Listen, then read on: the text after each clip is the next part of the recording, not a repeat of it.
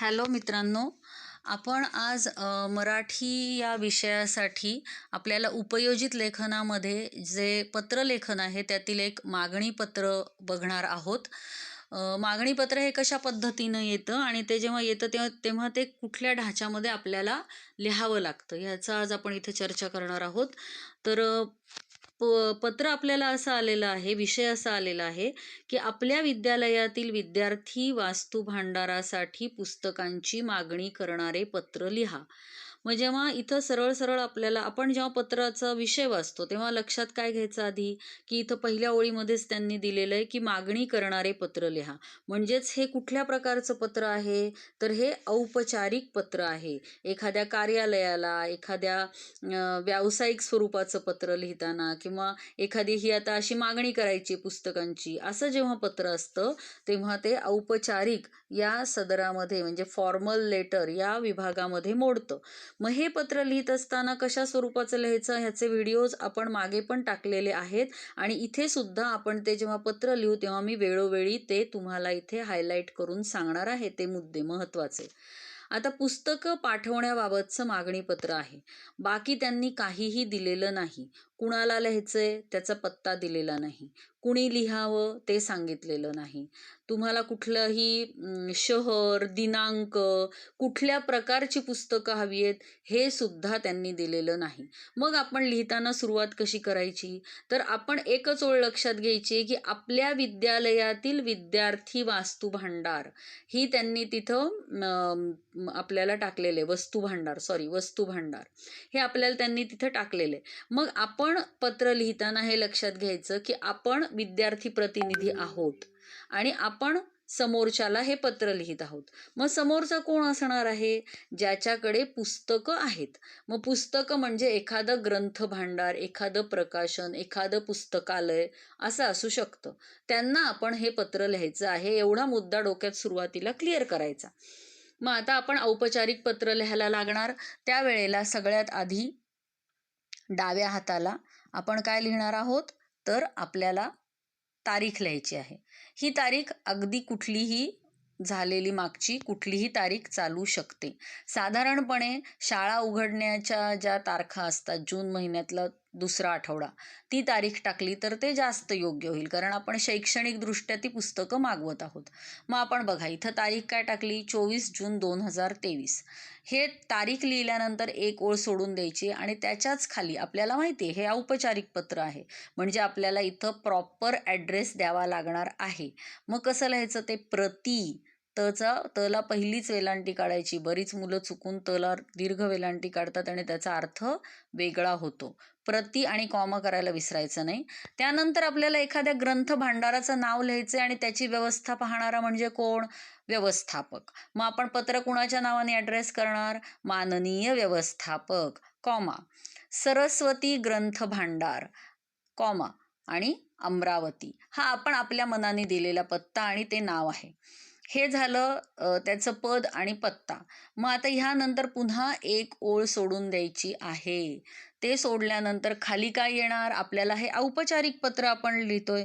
मग जेव्हा आपण एखादा औपचारिक कार्यालयीन व्यावसायिक पत्र लिहितो त्यानंतर प्रति टाकणं महत्त्वाचं आहे. नंतर माननीय किंवा महोदय टाकून ते पद लिहिणं महत्त्वाचं आहे. त्यानंतर संपूर्ण पत्ता, ज्याला आपल्याला पत्र लिहायचं आहे त्याचा संपूर्ण पत्ता लिहिणं महत्त्वाचं आहे. तो पत्ता लिहिल्यानंतर मात्र आपल्याला लिहावा लागणार आहे विषय. विषय आपण वेळोवेळी बघितले की विषय अगदी मोजक्या ओळींमध्येच लिहायचा आहे. मग इथं विषय कसा येईल, पुस्तकांची मागणी करण्याबाबत, बस एवढा आणि एवढाच विषय येणार आहे. त्यानंतर आपण पुन्हा एक ओळ सोडून देणार आहोत आणि खाली काय येणार डाव्या हाताला, महोदय आणि कॉमा.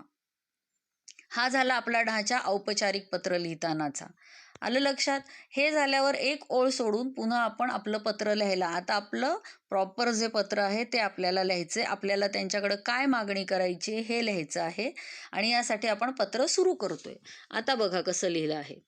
आमच्या विद्यालयात विद्यार्थ्यांमार्फत विद्यार्थी भांडार चालवले जाते. या विद्यार्थी भांडाराची मी कार्यवाह आहे. मग आपण कुठल्या नात्याने हे पत्र लिहितोय हे आपण सुरुवातीलाच त्यांना सांगितलेलं आहे की मी कार्यवाह आहे म्हणून मी हे तुम्हाला पत्र लिहितेय. पुढे, विद्यार्थ्यांना शालेय जीवनात उपयोगी पडतील अशी पुस्तके योग्य व माफक दरात आम्ही उपलब्ध करून देतो. म्हणजे एका ओळीमध्ये आपण आपल्या विद्यार्थी भांडाराचा जो हेतू आहे तो हेतू नमूद केलेला आहे, की जी मुलं काय दुकानांमध्ये बाजारामध्ये जाऊनही किंवा ऑनलाईनही पुस्तकं मागवू शकतात. मग आमच्या विद्यार्थी भांडाराचा काय उपयोग आहे, आम्ही ते का चालवतो, तर आम्ही मुलांना योग्य आणि माफक दरामध्ये पुस्तकं शाळेमध्येच उपलब्ध करून देतो. हे आपण पहिल्या पॅरेग्राफमध्ये सांगितलेलं आहे, की मी कोण आहे, मी तुम्हाला का पत्र लिहितेय आणि आम्ही हे काय ते विद्यार्थी भांडार का चालवतो हे आपण पहिल्या पॅरेग्राफमध्ये सांगितले. आता आपल्याला त्यांच्याकडे काहीतरी मागणी करायची, त्यामुळे आपला परिच्छेद आपण बदलणार. विषय बदलला की पॅरेग्राफ बदलायचा. नवीन पॅरेग्राफ. आमच्या विद्यार्थी भांडारासाठी आवश्यक पुस्तकांची यादी खाली देत आहे. त्याप्रमाणे पुस्तके पाठवण्याची कृपया व्यवस्था करावी. पुस्तके मिळाल्यानंतर लगेच पैसे पाठवू. कृपया पुस्तकांवर किमतीत योग्य सवलत द्यावी. मग आपण त्यांना इथं सगळं विनंती वजा आपण अर्ज करतोय, की आम्ही तुम्हाला यादी पाठवतोय. ती यादी जी आहेत ती पुस्तकं तुम्ही कृपया आम्हाला पाठवा. आम्ही पण तुम्हाला पुस्तकं मिळाल्यावर पैसे पाठवू. हे पण सगळं नमूद करायचं, कारण व्यवहार हा तिथं आला पाहिजे. काय व्यवहार करताय तुम्ही, आणि योग्य सवलत द्या ही विनंती सुद्धा आपण त्यांना करायची आहे. हे आपलं झालं दुसऱ्या परिच्छेदामध्ये. आता तिसऱ्या ह्याच्यामध्ये खाली आपण सरळ चौकट टाकायची पेन्सिलनी आणि त्यामध्ये आपण प्रॉपर टेबल फॉर्ममध्ये सगळं लिहायचं आहे, की अनुक्रमणिका 1 2 3 4 काय अनुक्रमांक द्यायचे त्यांना 1 2 3 4 5, नंतर पुस्तक संख्या, पुस्तकांची नावं, ह्या सगळ्याचं एक टेबल फॉर्मॅट आपण बनवायचं आहे. मग समजा इथं बनवलंय बघा. नंबर 1 मराठी कुमार भारती. कुठलं हवंय? इयत्ता 10वी. किती प्रती हव्या आहेत? 50. ते पुढं दिलंय. नंबर 2 उपयोजित लेखन मराठी, इयत्ता 10वी. प्रती किती हव्या आहेत? 50. नंतर नंबर 3 मराठी निबंध वाला. मग कुणाचं हवंय? नवनीत प्रकाशन. प्रती हव्यात 50. नंबर 4 मराठी प्रथम भाषा. त्या प्रथम भाषेचं काय हवंय आपल्याला? व्याकरण, म्हणजे व्याकरणाचं पुस्तक हवंय. किती प्रती हव्यात? 50. हे असं शालेय उपयोगी पडणारं जे साहित्य आहे, जी पुस्तकं आहेत ती आपण त्यांच्याकडनं मागवत आहोत आणि ती साधारण एक 35 ते 50 रेंजमध्ये त्याची म्हणजे संख्या हवी. अगदीच 2 द्या 3 द्या अशी मागवायची नाही, कारण आपल्याला ती मुलांना वाटायची. मग या पद्धतीनं आपला टेबल फॉर्म पूर्ण झाला. मग त्यानंतर खाली परत काय येईल?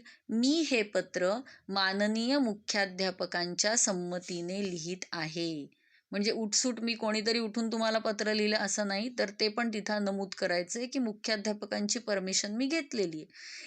इथपर्यंत झाल्यावर आपलं पत्र पूर्ण झालं. मग खाली काय येणार? आपली विश्वासू, कॉमा. आता त्यांनी आपल्याला कुठलंही नाव दिलेलं नाही, तर ते जे काही नाव आहे, आपली जी काही शाळा आहे, ते सगळं आपण मनाने तिथं लिहायचं आहे. तिथं ABC लिहिलं तरी चालतं, तिथं आपण एखादं नाव तयार करून लिहिलं तरी चालतं. ठीक आहे. मग मी इथं बघा कसं लिहिलंय. आपली विश्वासू, कॉमा, खाली अनिता पाठक, विद्यार्थी प्रतिनिधी, कारण आपण तसं वर नमूद केलेलं आहे, आणि खाली आपल्या शाळेचं नाव आणि पत्ता, श्री विद्या निकेतन प्रशाला, कॉमा, महावीर पेठ, कॉमा, अमरावती, फुल स्टॉप. इथं झाल्यावर आपलं पत्र पूर्ण झालं. पण आपली महत्त्वाची गोष्ट काय राहिली आहे? आपण ईमेल ॲड्रेस टाकलेला नाही. मग हे झाल्यानंतर खाली आपण एक ईमेल ॲड्रेस तयार करून पाठवायचा आहे. थोडक्यात मी इथं टाकलं आहे vidyaniketan122@gmail.com. हे जेव्हा होईल त्यानंतरच आपलं पत्र पूर्ण झालेलं आहे. पत्र लिहित असताना डावी उजवी बाजू जी काय नमूद केली ती त्या पद्धतीने व्यवस्थित लिहायची आहे. सगळे मुद्दे म्हणजे तारीख, प्रती, पत्ता, विषय, महोदय, त्यानंतर खाली आपली विश्वासू, नाव, विद्यार्थी प्रतिनिधीचा पत्ता, शाळेचा पत्ता, ईमेल ID, ह्या सगळ्या गोष्टी डाव्या बाजूला असणार आहेत. लेफ्ट हँड साईडलाच हे सगळं आलं पाहिजे. साधारण 2 परिच्छेद खूप होतात औपचारिक पत्राला. जेव्हा मागणी पत्र असतं तेव्हा ज्याची मागणी करायची आहे ते अगदी छान चौकटीमध्ये, कॉलम किंवा टेबल फॉर्मॅटमध्ये आपण टाकायचं आहे.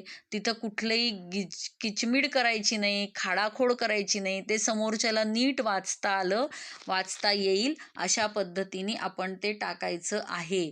जेव्हा या पद्धतीने एक पानभर पत्र तुमचं असं व्यवस्थित समोरचा वाचेल, तेव्हा त्याला त्याची नीट आयडिया येईल आणि त्या पद्धतीने आपला पत्र पाठवण्याचा हेतू साध्य होईल. आणि दुसरा हेतू काय साध्य होईल? परीक्षक तुम्हाला छान मार्क्स देतील.